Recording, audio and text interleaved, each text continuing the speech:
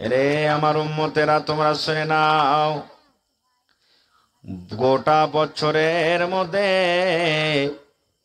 10 দিন আল্লাহর কাছে খুবই পেয়ারা, খুবই দামি, খুবই পেয়ারা। এবং 10 দিনের মধ্যে এই যে এই ঈদুল আজহার যে 10টা দিন আছে, যেদিন থেকে চাঁদ উঠেছে যেদিন থেকে নিয়ে কুরবানি করার দিন পর্যন্ত, এই 10টা দিনের দাম আল্লাহর কাছে বেশি, খুবই আল্লাহর কাছে দাম। এই 10 দিনের, যেদিন থেকে চাঁদ উঠেছে সেদিন থেকে নিয়ে যেদিন 10 তারিখে কুরবানি করব, এই 10টা দিন, একটা 10টা হয়ে গেল। 2 নম্বর, আল্লাহ রাসূল বলেছেন, এই যে সামনে মুহররমের চাঁদ উঠবে, এই মাসের পর মুহররমের চাঁদ উঠবে, নতুন সাল শুরু হবে আরবির দিক দিয়ে। আল্লাহ রাসূল বলেছেন, চাঁদের 1 তারিখ থেকে নিয়ে চাঁদের 10 তারিখ পর্যন্ত আল্লাহর কাছে খুবই দাম। তো দামটা হলো কেন? মুহররমের লাঠি খেলার লেগে নাকি? মুহররমের লাঠি খেলা, ঢোল বাজার জন্য? জি না, আল্লাহ বাঁচিয়ে রাখে, ইনশাল্লাহ সময় আসবে তখন ফের ওই বিষয়ে আলোচনা করব। তবে জেনে রাখেন, এই যে সামনে মুহররমের 10টা দিন আসবে, মুহররমের চাঁদের 1 তারিখ থেকে নিয়ে 10 তারিখ পর্যন্ত আল্লাহর কাছে বেশি দাম।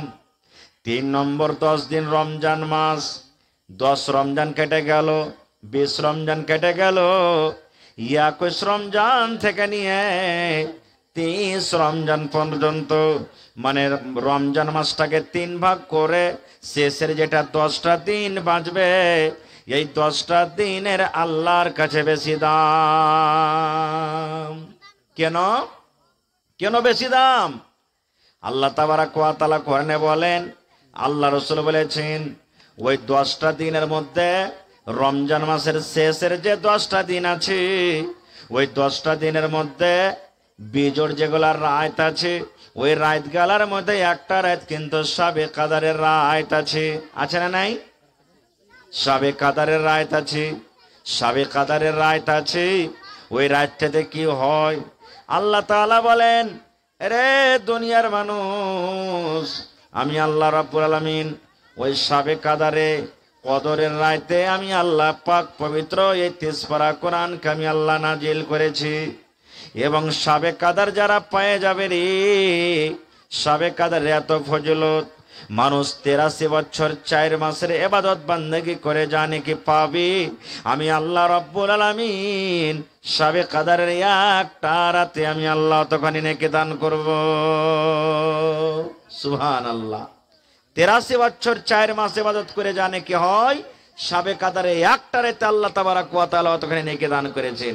তাহলে এই জন্য আরো কিছু ফজিলত আছে, এই জন্য আল্লাহ তাবারাক ওয়া তাআলা রমজান মাসের শেষ 10 দিনকে ফজিলত দিয়ে দিয়েছেন।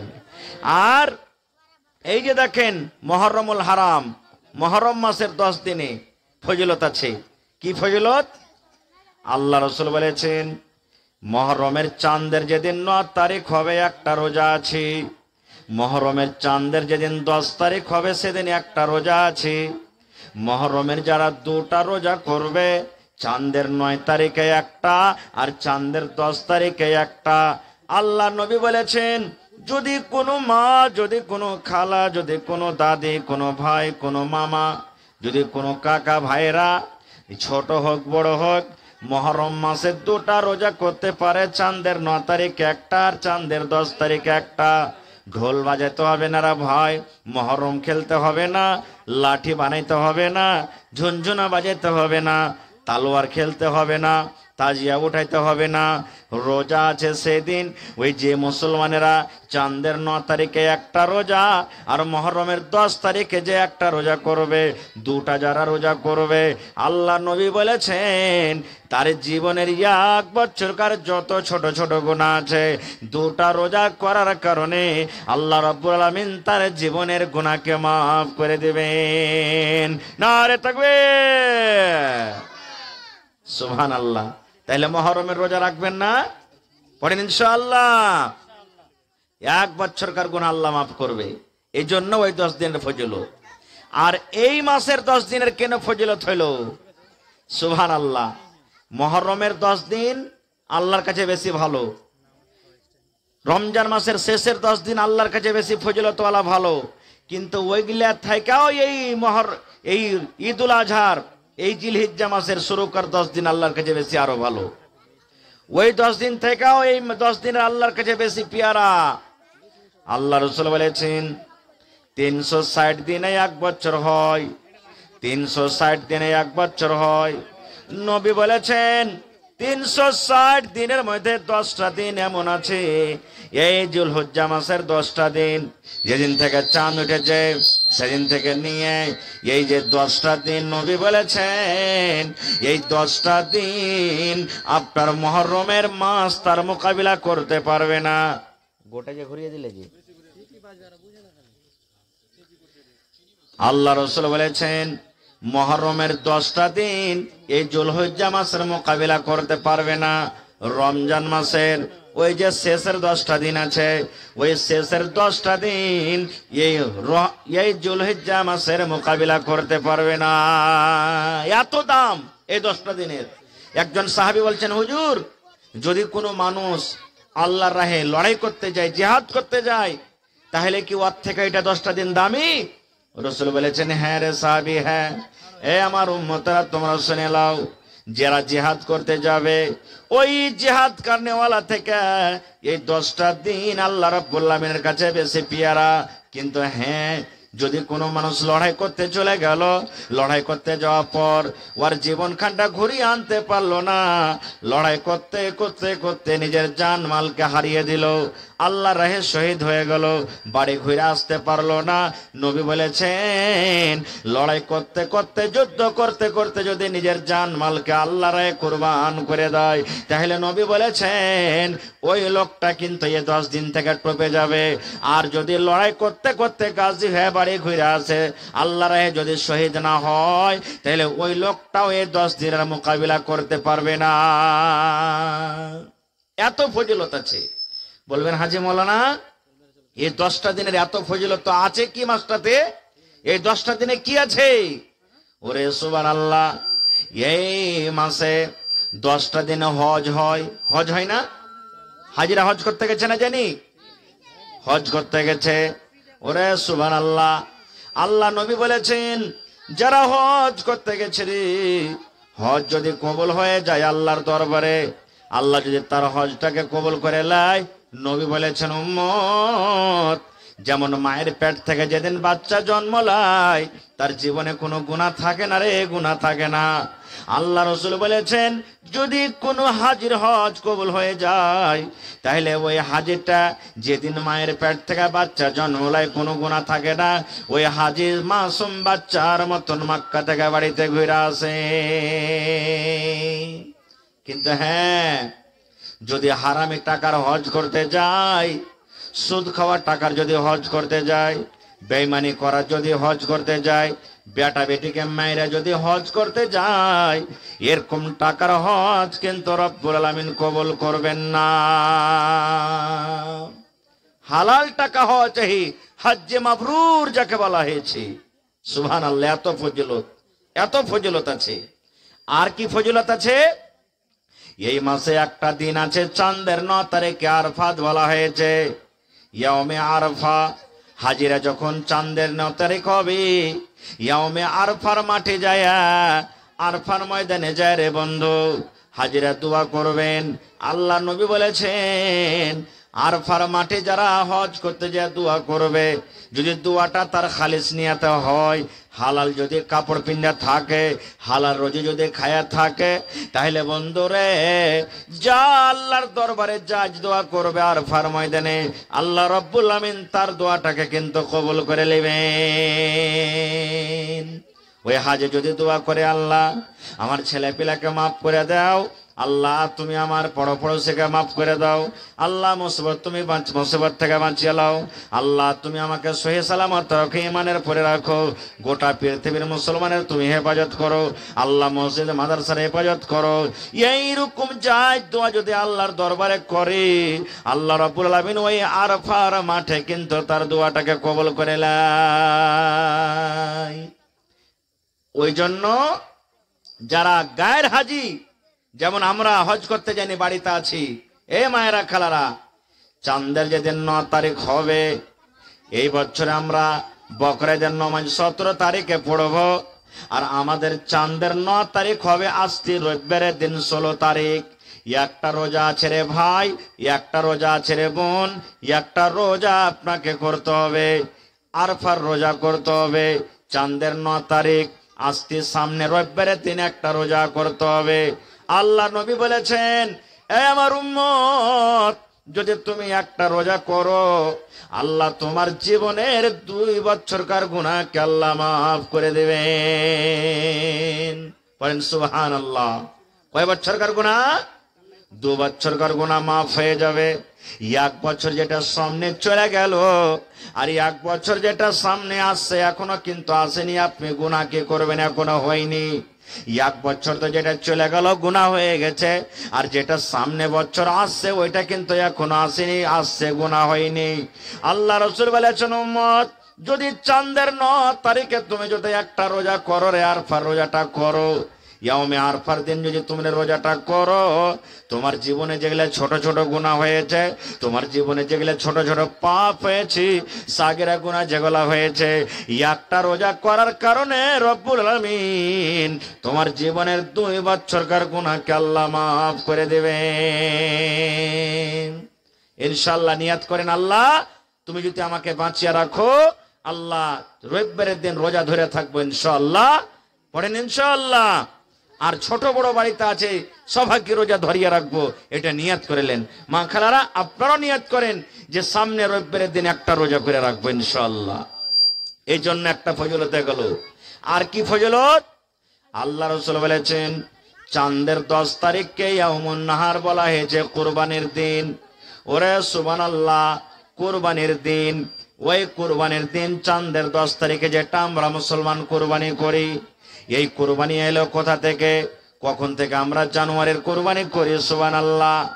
আল্লাহর নবী হযরত ইব্রাহিম আলাইহিস সালামকে আল্লাহ তাবারাক ওয়া তাআলা 80-85 বছর বয়সে একটাও বেটা বেটি হয়নি, একটাও কিন্তু সন্তান হয়নি।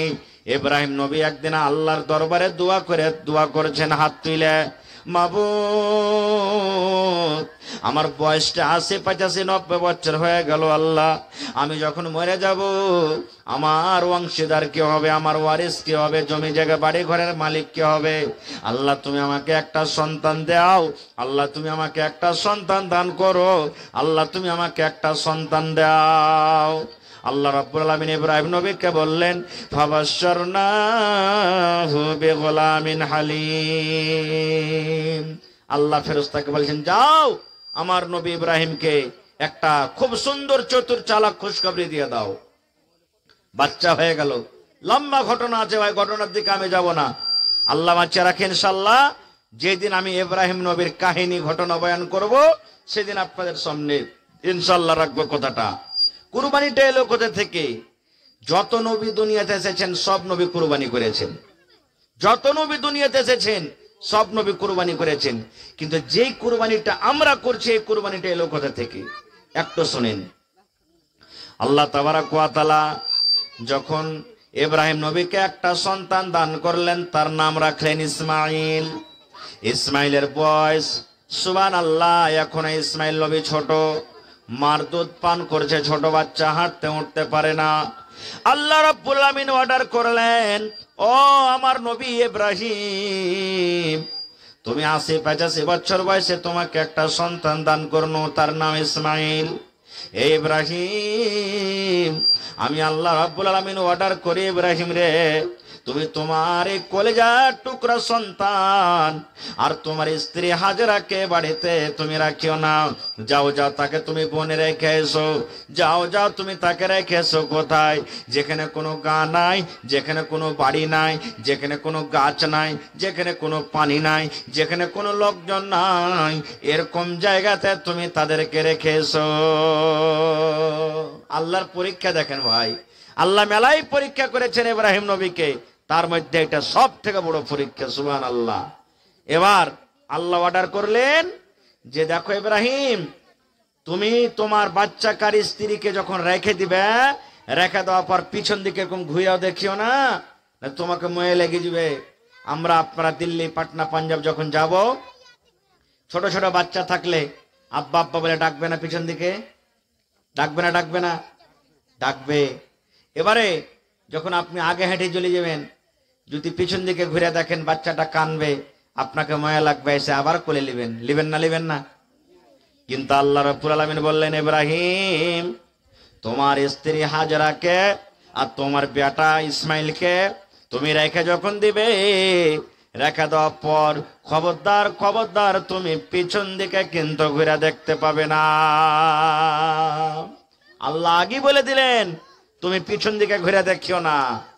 ইয়া উঠে বিবি হাজরা আর ইসমাইল একটা উঠে চাপলেন, আর এক উঠে হযরত ইব্রাহিম আলাইহিস সালাম চাপলেন। বিবি কিন্তু জানে না যে আমার স্বামী আমাকে কোথায় নিয়ে চলে যাচ্ছেন, জানে না। স্বামী, স্ত্রী এবং ছেলে যেতে আছেন কোথায়? যে জায়গাতে এখন কাবা শরীফ, তখন কাবা শরীফ ছিল না। কাবা শরীফ ভাঙ্গিয়া চুরা মাটিতে মিলিয়া ছিল, মাটি বরাবর রেখেছিল, কাবা শরীফ তখন ছিল না কো। সুবহানাল্লাহ। এবারে ওই জায়গাতে রেখে দিলেন। ওখানে পানি নাই, কোনো একটাও বাড়ি ছিল না তখন, একটাও কোনো লোক ছিল না তখন, একটাও কল কিও ছিল না, জমজমের পানিও ছিল না তখন, কিচ্ছু ছিল না কো। তারা মা বেটাকে রেখে দিলেন। উট দুটাকে হাঁকাইতে হাঁকাইতে হাঁকাইতে ইব্রাহিম নবী হাঁটতে লাগলেন। ধরেন এখান থেকে যখন এই আপনাকে ঘাটটা পার হয়ে ধরেন ওই পার যখন গেছে, তখন বিবি হাজারা মনে মনে বলছেন যে হাজি, আমার স্বামী ছেড়ে চলে যাচ্ছে, উট চড়াইতে যাবে, তা আঞ্জর পঞ্জর গলা তো হয়তো চড়াইবে, হেঁটি যে চলে যাচ্ছে, ব্যাপার কি? দৌড়াতে দৌড়াতে তখন ইসমাইলকে সুতিয়ে দিয়েছে একটা জায়গাতে সুন্দর করে, একটা পাথরের উপরে। আর দৌড়াইতে দৌড়াইতে দৌড়াইতে যখন বলছেন, হে আল্লাহর দোস্ত ইব্রাহিম, কোথায় গেছেন আপনি আমাদেরকে ছেড়ে?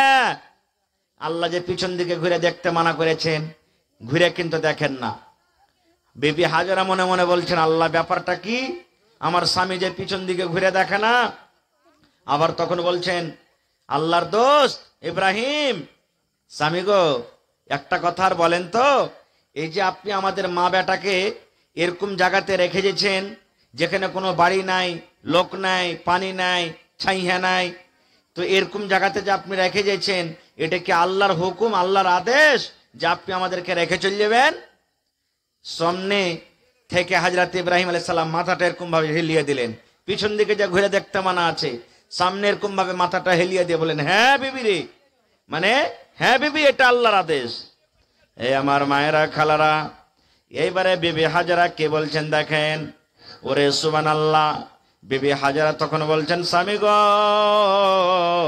চলে যান, আপনি চলে যান, আপনাকে আর বাধা দেব না, আপনাকে আমি আর ডাকবো না, আপনার রাস্তার ঘেরবো না, আপনি চলে যান, চলে যান।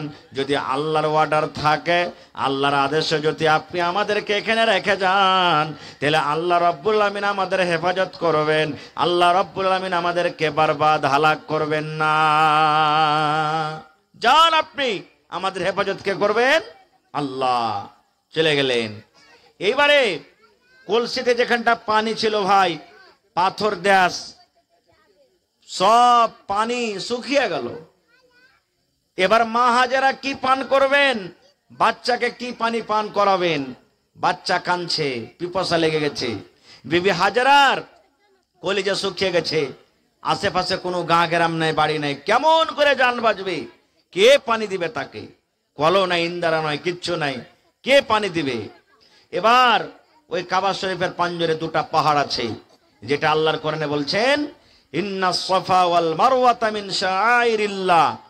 সাফা এবং মারওয়া দুটা পাহাড় পাশে পাশে, আল্লাহ যদি কোনোদিন হজ করার তৌফিক দেন ইনশাআল্লাহ দেখতে পাবেন। আর ওই হজ যারা করতে যাবেন সাফা মারওয়ার তারাকে চক্কর লাগাতে হবে 7 বার। কেন কেন চক্করটা লাগায় জানেন? এবার আশেপাশে কোনো লোক নাই, বিবি হাজারা দৌড়াতে দৌড়াতে দৌড়াতে সাফা পাহাড়ের উপরে চড়ে নিয়েছেন। সাফা পাহাড়ের উপরে চড়া পর দেখছেন যে পানি কোথায় আছে, পানি কোথায় আছে, কোথায় আমি পানি পাবো। এবার ওখানে কোনো পানির খোঁজ খবর হলো না, পানি দেখা গেল না। আবার সাফা পাহাড় থেকে দৌড়াতে দৌড়াতে দৌড়াতে দৌড়াতে মারওয়া পাহাড় চলে গেলেন। মারওয়া পাহাড়ের উপরে চেপে এবার দেখছেন কোথায় পানি আছে, পানি আছে। এই করতে করতে সাফা থেকে মারওয়া, মারওয়া থেকে সাফা, সাফা থেকে মারওয়া, মারওয়া পাহাড় থেকে সাফা পাহাড়। সেই দিন বিবি হাজেরা পানির তলাশে 7 চক্কর কিন্তু দৌড়ালছিলেন। কয়বার দৌড়ালছিলেন ভাই? 7 বার দৌড়ালছিলেন। আল্লাহ তাবারাক ওয়া তাআলা এত তার আমলটাকে ভালোবাসলেন, বিবি হাজারার আমলটাকে এত ভালোবাসলেন, আল্লাহ রাব্বুল আলামিন কিয়ামত পর্যন্ত আল্লাহ তাবারাক ওয়া তাআলা হজের মধ্যে এটা আমল দিয়ে দিলেন। আল্লাহ দুনিয়ার হাজিরাকে বলে দিলেন, হাজিরে যেদিন আমার বান্দে ইসমাইলের মা পানির তলাশে সাফা মারওয়া 7 বার দৌড়াদৌড়ি করেছে, ওই মতো তোমরা যখন হজ করতে যাবে হজ করার টাইমে তোমরা 7 বার করে দৌড়াইতে হবে। হাজিরা হজ করতে গেছেন, উমরা করতে গেছেন, তারা কিন্তু 7 বার করে চক্কর লাগছে, দৌড়াইতে লাগছে। এইবারে সুবহানাল্লাহ বিবি হাজরা 7 বার দৌড়া পর বলছেন, আল্লাহ তুমি সাহায্য করো, আল্লাহ তুমি মদত করো রব্বুল আলামিন, আল্লাহ পানির ব্যবস্থা আল্লাহ তুমি করে দাও। এইবারে সুবহানাল্লাহ আল্লাহ তাবারাক ওয়া তাআলা গায়বী আওয়াজে জিবরিল ফেরেশতা তাকে পাঠিয়ে দিলেন তার কাছে। জিবরিল ফেরেশতা চলে এলেন, আসার পর তাকে ডাক দিয়েছেন বিবি হাজারাকে। বিবি হাজারা কিন্তু ফেরেশতাকে দেখতে পাইনি, কে ডাক দিছে? বিবি হাজারা তখন বলছেন, আল্লাহর বান্দা কে তুমি আছো? আমাকে দেখা দাও, তোমাকে আমি দেখতে পাই না, তোমার আওয়াজ শুনতে পাচ্ছি কিন্তু তোমাকে দেখতে পাই না, তুমি আমাকে দেখা দাও। এবার দেখা দিলেন। সুবহানাল্লাহ, 2 রকম কথা এখানে পাওয়া যায়। এই যে যেখানে জামজামের যেটা কুয়া আছে, কেউ বলছেন যে বাচ্চারা যখন কান্দে তো পা কুদায় না, কুদায় না? তো ইসমাইল আলাইহিস সালাম যে কান্দেছে, পা কুদালছে, ওই জমিনে লগড়ে লগড়ে, এটা আল্লাহ তাবারাক ওয়া তাআলার দয়াতে ওখানে ইসমাইল নবীর পা লগড়ে লগড়ে যে জমিনে ঘষ টালছে, ওই ঘষটার কারণে, লগড়ার কারণে ওখানে জমজমের কুয়া হয়ে গেছে। আর একটা আছে যে হযরত জিবরিল আলাইহিস সালামের পর আছে আল্লাহর এটা ফেরেশতা, পরের বাড়ি মেরে হযরত জিবরিল আলাইহিস সালাম ওখানে কি করেছেন? জমজমের কুয়া বাহির করে দিয়েছেন। যেমনই জমজমের কুয়া হয়ে গেল, উবের মতন পানি উঠতে লাগলো। উব দেখেছেন আপনাদেরকে ঘাটে, উবে পানি উঠে না, উঠে না, উবের মতন পানি উঠতে লাগলো। এবার বিবি হাজারা পান করলেন, নিজের ছেলে ইসমাইলকে পান করালেন। আর পান করার পর ওই উব জমজমের কুয়া কিন্তু আস্তে আস্তে আস্তে বড় হইতে লেগেছে, চারিদিকে ঘেরতে শুরু করে দিয়েছেন যেন বড় না হয়। আর সেই দিন মা হাজরা বলেছিলেন জম জম, এই কথাটা বলেছিলেন, জম জম মানে এই কুয়া, জমজম কথার মানে হইলো এই কুয়া, এই পানি তুই আর বড় হইস না, রুক রুক রুক, জম জম এই পানি রুক রুক, আর তুই বড় হইস না খো। সুবহানাল্লাহ, সেদিন থেকে তার নাম হয়ে গেল আবে জমজম, মানে জমজমের পানি। সুবহানাল্লাহ, যেই পানির ব্যাপারে আল্লাহুস সামাদ ফজিলত আছে, যে পানির ফজিলত আছে, যেই পানি পৃথিবীতে আল্লাহ তাবারাক ওয়া তাআলা যত পানি দিয়েছেন, সুবহানাল্লাহ, এখনো সেই পানির মতন কিন্তু হয় না। যার ফজিলতের কারণে হাজী সাহেবরা মক্কা থেকে এখানে নিয়ে এসে আত্মীয় স্বজন, গাঁ গ্রামের বাড়ির লোকেরাকে একটু এক কাপ, একটু এক কাপ, এক গ্লাস করে একটু একটু একটু করে সবাইকে পান করাই। ভাইরা আমার, তাহলে এইবারে ওখানে আস্তে আস্তে গাঁও বসলো। কেমন করে গাঁও বসলো, লম্বা ঘটনা, ওদিকে আমি যাব না। যেই দিন হযরত ইসমাইলের বয়স 8 বছর 9 বছর এরকম বয়সে আল্লাহ তাবারাক ওয়া তাআলা হযরত ইব্রাহিম নবীকে স্বপ্ন দেখাইছেন। স্বপ্ন দেখাইছেন কি স্বপ্ন? আল্লাহ রাব্বুল আলামিন হযরত ইব্রাহিম নবীকে স্বপ্ন দেখাইছেন, ও আমার নবী ইব্রাহিম, তোমার সব থেকে যেটা পেয়ারা সম্পদ, যেটা পেয়ারা তোমার বেটা, ওই বেটাকে তুমি আমার রাহে কোরবানি করে দাও। ও ইব্রাহিম, তোমার সব থেকে যেটা নেককার আর সব থেকে পেয়ারা বেটা, পেয়ারা মাল, ওই সম্পদকে তুমি আমার রাহে কোরবানি করো। সুবহানাল্লাহ। কত বড় পরীক্ষা রে ভাই! দুনিয়াতে কোন এমন বাপ আছে যে নিজের বেটার গলাতে ছুরি দিয়ে জবাই করতে পারবে? ইব্রাহিম নবী তাইয়ার হয়ে গেলেন, স্বপ্ন দেখলেন, তাইয়ার হয়ে গেলেন। নবীরা যেটা স্বপ্ন দেখে এটা হল আল্লাহ তাবারাক ওয়া তাআলার তরফ থেকে ওয়াহি। এটা আল্লাহ রাব্বুল আলামিন তাকে ওয়াহি করছেন।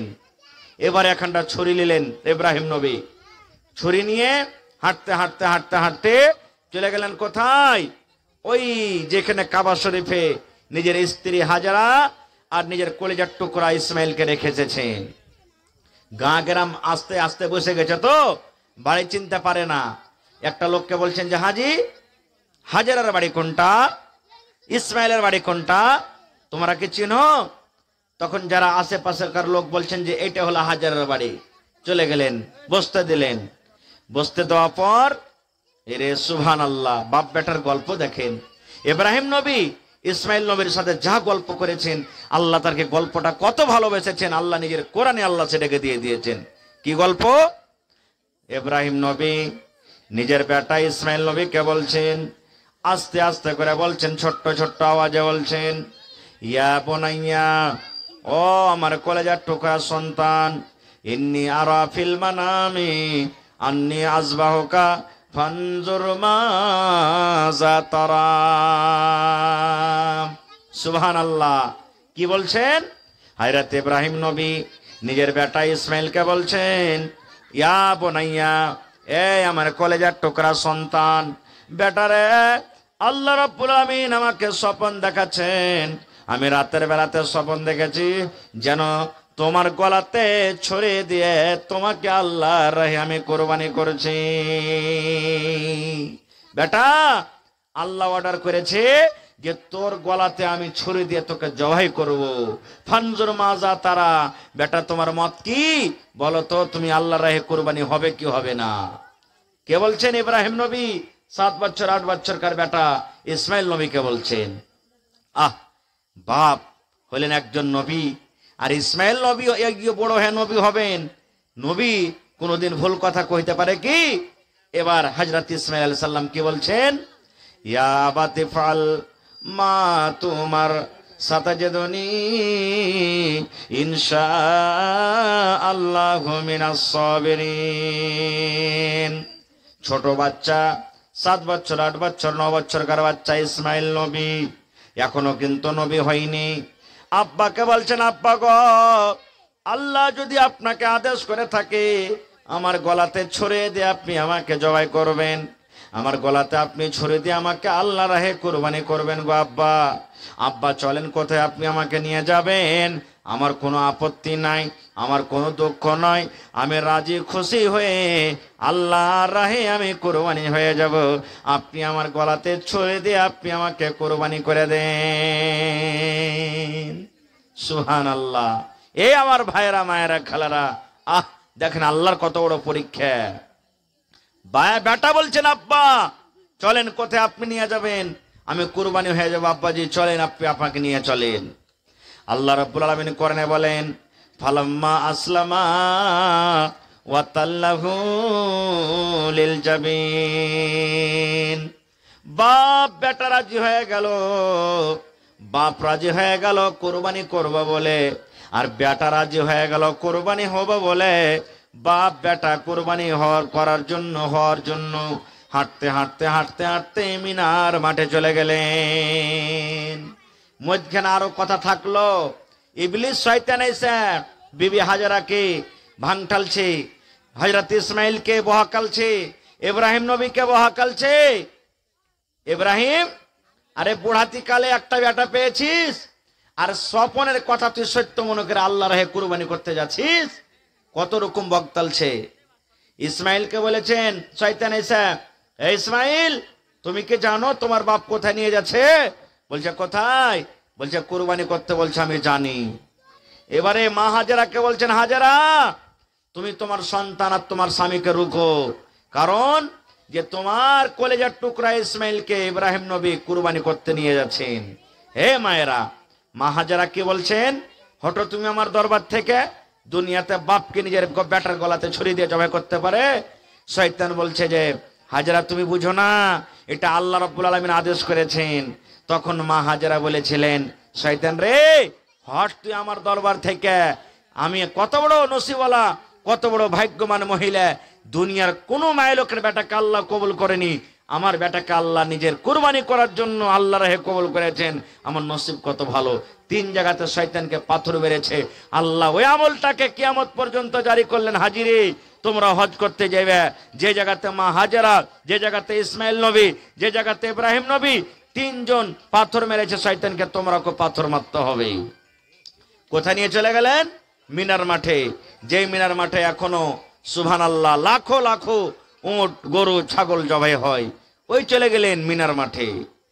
এবার বেটার গলাতে ছুরি দিতে যাবেন কে? ইব্রাহিম নবী। আহ সুবহানাল্লাহ। মুয়াজ্জা হাসানাতে বা অন্য অন্য কিতাবে লিখছে যে ইসমাইল নবী নিজের আব্বাকে বলছেন, আব্বা গো, আপনি আমাকে জবাই করবেন গো আব্বা, নিজের চোখে আপনি পাট্টিটা বাঁধা রাখবেন। আব্বা গো, নিজের চোখে আপনি পাট্টি বাঁধা রাখবেন, যেন আপনি আমাকে জবাই করার সময়তে আমার চোখে চোখে নজর যদি পড়ে যায়, আপনাকে ময়া দয়া যেন না লাগে। চোখ খোলা থাকলে ছুরি দিবেন, আমার চোখ আপনার চোখের উপরে যদি পড়ে যায়, ময়াতে কুরবানি করতে পারবেন না। আর যদি কুরবানি না করেন, আল্লাহ আপনার পরে নারাজ হয়ে যাবে। এই জন্য আপনি চোখে পাট্টি বেঁধেলেন গো আব্বা, চোখে আপনি পাট্টি বেঁধেলেন। খাইর যা হোক, কুরবানি করতে যাবেন। যত দুনিয়াতে পোক পাখালি, সমস্ত পোক পাখালি আল্লাহ রে আল্লাহ মনে হয় চলাফেরা বন্ধ করে দিয়েছে। মনে মনে সবাই বলছে, আল্লাহ আজ তোমার কি লীলা খেলা, তোমার আল্লাহ কি ইমতিহান। আল্লাহ জীবনে এরকম হয়নি যে বাপ নিজের গলাতে ছুরি দিয়ে জবাই করবে। আল্লাহ তোমার এটা কেমন পরীক্ষা, কেমন ইমতিহান যে এক বাপ নিজের বেটার গলাতে ছুরি দিয়ে জবাই করবে। আল্লাহর ফেরেশতারা পর্যন্ত ভাবা চিন্তা করে, আল্লাহ দেখো তোমার কি মাসলেহাত, আল্লাহ আমরা জানি না তোমার ইমতিহান, তোমার পরীক্ষা কি।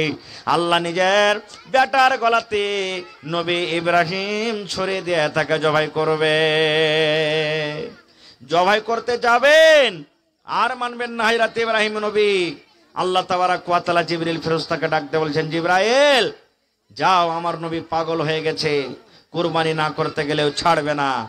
যাও জান্নাত থেকে একটা দুম্বা নিয়ে যাও, আর ওই দুম্বাটা নিয়ে তুমি কি করবে? ইসমাইলকে তার ছুরির তলা থেকে টেনে নেবে, আর ওই জান্নাতের দুম্বাটা তার ছুরির তলাতে তুমি রেখে দিবে। এবারে আল্লাহ রাব্বুল আলামিনের আদেশে হযরত জিবরাইল আলাইহিস সালাম জান্নাত থেকে দুম্বা নিয়ে এলেন, আর নিয়ে আসার পর ওই ছুরির তলাতে রাখলেন, আর ইসমাইল নবীকে হটিয়ে নিলেন। সেদিন থেকে মেলায় কথা থাকলো মধ্যখানে, সেদিন থেকে আল্লাহ তাবারক ওয়া তাআলা প্রত্যেক বছরে বছরে একটা করে জানোয়ার কুরবানি করার আদেশ করলেন। কিন্তু তারা কুরবানি করত কি জানেন? এই যে কুরবানি হলো, জানোয়ারটাকে জবাই করে রেখে দিলেন। গোশত খাওয়া হারাম ছিল কুরবানির গোশত খাইতো না, জানোয়ার জবাই করে ফেলে দিলে এবার আসমান থেকে আল্লাহর আদেশে আগুন আসতো, আর ওই আগুন জানোয়ার জবাই করে যে পড়ে আছে ঘুরতো পাঞ্জরে পাঞ্জরে। যারা হালাল টাকার কুরবানি ওকে কবুল করত, জ্বালিয়ে পুড়িয়ে দিত, আগুন খেয়ে নিত। আর যারা হারাম টাকার কুরবানি জমিনের উপরে পড়ে থাকতো। কিন্তু যখন আমাদের শেষ নবী হলেন, কুরবানি আল্লাহ তাবারক ওয়া তাআলা যখন করার আদেশ করলেন, আল্লাহ রাব্বুল আলামিন নবীকে বললেন, হো নবীজি, আপনার জন্য আমি কুরবানির গোশতকে আল্লাহ হালাল করে দিলাম। আপনি নিজে গোশত খান, আর যারা কুরবানি করতে পারেনি তারাকে খেলান। আপনার উম্মতকে বলে দেন যে আপনার উম্মতরা জানোয়ার জবাই করবে, কুরবানি করবে, আর যারা কুরবানি করতে পারেনি তারাকেও যেন কুরবানির মাংস দেয়, যেন কৃপণতা না করে, এখানে কাঞ্জসি না করে। যারা কুরবানি করতে পারেনি তারাকেও তুমি কুরবানির গোশত দাও। মেলায় কথা আছে মধ্যখানে। ভাইরে, আল্লাহ রাসূল সাল্লাল্লাহু আলাইহি সাল্লাম শুরুতে বললেন কুরবানির গোশত 3 দিন থেকে বেশি খায়ও না। কয়দিন? জোরে বলেন। 3 দিন থেকে কুরবানির গোশত বেশি খায়ও না। এইবারে তার পরা বছর থেকে রাসূল বলে দিলেন কুরবানির গোশত যতদিন পারবে খাও, আর যারা কুরবানি করতে পারেনি তারাকে খাওয়াও, আর বাড়িতে তুমি জগিয়া জগিয়া জাখিরা করে রাখো। এখন তো ফ্রিজ আছে বাড়তে না, 1 বছর তাক যদি আপনি গোশত জগিয়া থান আর খান তো কোনো গুনাহ হবে না। কিন্তু হ্যাঁ, যারা কুরবানি করতে পারেনি তারাকে দিতে হবে। আপনার 15 কিলো গোশত হলো তো খাসির, এবার আপনি কি করলেন? যারা কুরবানি করতে পারেননি তারাকে আপনি দিলেন না, ওই 100 গ্রাম দিয়ে দিলেন, আর নিজের বাড়িতে আপনি ফ্রিজে দিয়ে জখিরা করে করে করে 6 মাস পর্যন্ত খাইলেন। গুনাহ হয়ে যাবে, আপনার গুনাহ হয়ে যাবে। রাসূল বলেছেন তুমি খাও, যতদিন পারবে খাও, যারা দিতে পারেনি তারাকে খাওয়াও, আর জমা করে করে থাও, তোমার যতদিন মনে হবে জমা করে থাও, তোমার কোনো গুনাহ নাই। কেন? 3 দিন যেটা খাওয়ার হাদিস আছে, তখন মানুষ গরিবী হালাতে ছিল, কুরবানি সবাই করতে পারত না। তখন যদি রাসূল বলতেন জমা করে থাও, তাহলে যারা কুরবানি করেছে ওরা বাঁটত না, জমা করে থুইত। রাসূল বলে দিলেন যে 3 দিন থেকে বেশি খাইতে পারবে না। তো যারাকে গোশত বেশি মনে করবে যে 3 দিন থেকে বেশি খাইতে পারবো না, এতখানি বাড়িতে গোশত আছে যে 3 দিনে খায়া শেষ করতে পারবো না খো, তো রাসূল তখন এই আদেশ করলেন যে যখন 3 দিন থেকে বেশি খাইতে পারবে না, সাহাবায়ে কেরাম যারা করতে পারেনি তাদেরকে ঢেট ঢেট করে বেশি বেশি করে বেটে দিলেন। এবার যখন দেখলেন যে মানুষরা কুরবানি এখন বেশি বেশি করতে লেগেছে, তখন রাসূল বললেন তুমি খাও, জমা করো, আর যারা পারেনি তারাকে দাও। এখন আমার মনে হয় চাঁদঘাট গ্রামে 200 ঘন্টা ঘর হয়ে যাবে, আশা করছি 200 খান বাড়ি হবে না, হয়ে যাবে। তো মনে হয় 10টা লোক খুঁজে পাবেন না যে কুরবানি দেয়নি। আর আজ থেকে 10 বছর আগে 10টা লোকই দিত, 90টাই ঘর বাঁধছে। তো এখন 10টা লোক, এখন যদি 1 কিলো করে যদি আপনি জমা করে দেন, 200 ঘরের মধ্যে যদি 190 ঘর কুরবানি দিয়েছে, ভাগা কিছু যদি 1 কিলো করে দিয়ে দেন, তো কতটি গোশত জমা হলো?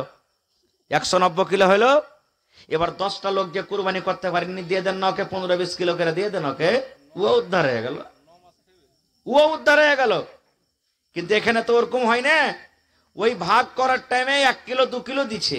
আর একটা কথা জেনে রাখেন ভাই, যে কুরবানির গোশত আপনি জমা করলেন, আপনারা 1 কিলো জমা করছেন নাকি না 3 ভাগ করছেন? এখনো 1 কিলো জমা করলেন, যেটা জমা করে দিবেন চেষ্টা করবেন যে আর ঘুরিয়ে লিয়েন না, চেষ্টা করেন যে ঘুরিয়ে লিব না। আপনার পঞ্চায়েতে ধরেন 50টা ঘর আছে, 50টা ঘরের মধ্যে 10টা লোক কুরবানি করতে পারেনি মনে করেলেন, 40টা লোক কুরবানি করেছে, 40 কিলো গোশত আপনার জমা হলো রেজমালিতে। ওই 40 কিলো গোশত থেকে যারা কুরবানি করতে পারেনি, 5 কিলো 7 কিলো 8 কিলো 10 কিলো যেটা লোক করতে পারেনি ওরাকে দিয়ে দিন। এক জায়গা থেকে ফোন এসছে গত বছর, মৌলানা 10 কিলো 15 কিলো করে দিয়ে পরও গোশত মেলায় বেঁচে আছে, কি করব? তো ওই সময়তে কি করতে হবে, যার বেটা বাড়িতে পরিবার 8টা 10টা গরিব মানুষ একটাই ভাগা দিয়েছে, ওকে 1-2 কিলো 3 কিলো 4 কিলো ওকে দিয়ে দেন, ও হকদার হয়ে যায় তখন ওই সময়তে, বাঁচে তাহলে। ভাইরে, এই জন্য কুরবানি করেন মানা নাই। আর একটা কথা বলি, একটা পরিবারের নামে একটা জানোয়ার কুরবানি করেন যথেষ্ট। খাসি বাড়িতে আছে, গরু বাড়িতে আছে, আপনি জবাই করবেন জানোয়ারটা। একটা পরিবারে আপনার বাড়িতে বেটা আছে, আপনার বাড়িতে বেটি আছে, বহু আছে, পোতা আছে, লাতি আছে, লাতা আছে, যা বাড়িতে ফিতা আছে সবারই নামে আপনি একটা কুরবানি করে দেন জানোয়ার, যথেষ্ট হয়ে গেল। কিন্তু আমরা ভুল করছি এই জায়গাতে যে একটা খাসি দান করব মানে কুরবানি করব তো একটা লোকের নামে করব, জি না, এটা ভুল। একটা গোটা জানোয়ার গোটা পরিবারের জন্য নিয়ত করলেন, সবাই নাকি বরাবর পাবে, এই জন্য একটা জানোয়ার যথেষ্ট। আর একটা ভাগা যখন দিতে যাবেন তো একটা লোকের নামে হবে। একটা জানোয়ারে 7টা ভাগা হয় না, তো 7টা ভাগ যখন দিবেন তো 7টা মানুষের নামে হলো, পরিবার নামে হবে না। আর একটা জানোয়ার গোটা পরিবার নামে হয়ে গেল আপনার। একটা গরু একলা কিনে দিয়ে দেন, গোটা পরিবারের নামে হয়ে গেল। আর একটা কথা আরো বলে দিই, মরার নামে আমরা কুরবানি করছি না, মরার নামে কুরবানি করি না। যদি পারেন ভাই, আজ জালসা হয়েছে না মসজিদের, যে মা বাপ দাদু দাদি স্ত্রী স্বামী যেই কেউ মারা গেছে ওরকে ভাগের টাকা কটা যদি দান করে দেন তো বেশি ভালো, বেশি ভালো। কিন্তু ওলামায়ে কেরাম এটা ইখতিলাফি মাসলা আসলে, কিন্তু মেলায় ওলামায়ে কেরাম বলছেন যে না, মরার নামে কুরবানি করতে পারো। দলিল দিচ্ছে মেলায় কিছু, আর বলছেন যে কেন, যেমন মরা মানুষের নামে দান করা চলবে কি চলবে না? তার নামে টাকা দেন, গরু দেন, ছাগল দেন, বকরি দেন, জমি দেন, মরার নামে দান করা চলবে কি চলবে না? তো বলছেন কুরবানি করাটা হলো একটা সাদকা দান। বাপ মা দাদু দাদি কেউ মারা গেছে, কুরবানি করাটা হলো একটা সাদকা, একটা দান। এই জন্য মরা মানুষের নামে যদি কেউ দান করতে চায়, মানে কুরবানি করতে চায়, তো করতে পারে, কিন্তু একটা শর্ত আছে। একটা শর্ত আছে, কি শর্ত? মরা মানুষের নামে যদি আপনি কুরবানি করেন, ওইটা হলো সাদকা। যে জিনিসটা আপনি দান করবেন ওই জিনিসটা ঘুরিয়ে নিতে পাবেন আপনি, আপনি খাইতে পাবেন। সাদকার মাল খাইতে পাবেন আপনি, খাইতে পাবেন না। এরকমই আপনি যে দান করে দিলেন, মানে কুরবানি করলেন মরা মানুষের নামে, এটা সাদকা হলো, দান করা হলো। ওই দান করা জিনিস আপনার জন্য খাওয়া হারাম, খাওয়া কিন্তু চলবে না, একটা পিস খাওয়া চলবে না।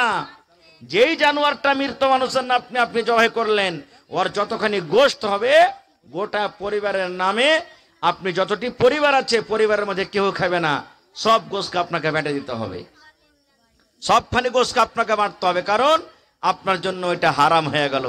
দুটা ভাগা দিবেন তো, একটা ভাগা পরিবারের নামে দেন, নিজের ছেলেবিলাকে লিয়ে খান, একটা ভাগা বেশি করে দেন, মরা মানুষের নামে দিবেন। ওই গোশত খান আপনি বেটে দেন, খাইতে পাবেন না, কিন্তু এক পট্টিও খাইতে পাবেন না, আপনাকে বেটে দিতে হবে। এই জন্য ভাই এই জিনিসটা ধ্যানে রাখবেন। ভাইরে, বলার মেলায় কথা আছে, মেলায় কথা আছে কোরবানির সম্পর্কে। আল্লাহ বাচ্চা রাখেন, ইনশাল্লাহ কোনোদিন বলবো। তবে এটা হলো আল্লাহর ঘর, আল্লাহর ঘর। আজকে মসজিদের জালসা, আজকে দেখি কোন আল্লাহর বান্দা আছেন যে ইব্রাহিম নবী সুবহানাল্লাহ মিনার মাঠে আল্লাহর আদেশে নিজের বেটাকে জবাই করতে গেছিলেন, কুরবানি করতে গেছিলেন। আজ বেটার কুরবানি আপনাদের কাছে চাইনি, বেটার কুরবানি চাহাবো না। এই যে কষ্ট করে, কত রকম কষ্ট করে রোদে বাতাসে টাকা জড়ো করছেন, ধান গম মাকই পকেটে রেখেছেন, বাড়িতে রেখেছেন, ওই টাকা গলা দেখি আল্লাহর কোন এমন বান্দা আছেন একটা লোক 5,000 টাকা দান করতে পারবেন? কোন আল্লাহর এমন বান্দা আছেন 1 ডিসমিল জমিন, 1 কাঠা জমিন দান করতে পারবেন? মসজিদের আশেপাশে তো আশা করছে জমিন নাই, মাঠে ময়দানে কোনো জায়গাতেই দহাতে দগাতে জমিন আছে, বিক্রি করে যা টাকা হবে মসজিদে লাগিয়ে দেবেন আপনি। দেখি কোন আল্লাহর বান্দা আছেন 15টা লোক 1,000 টাকা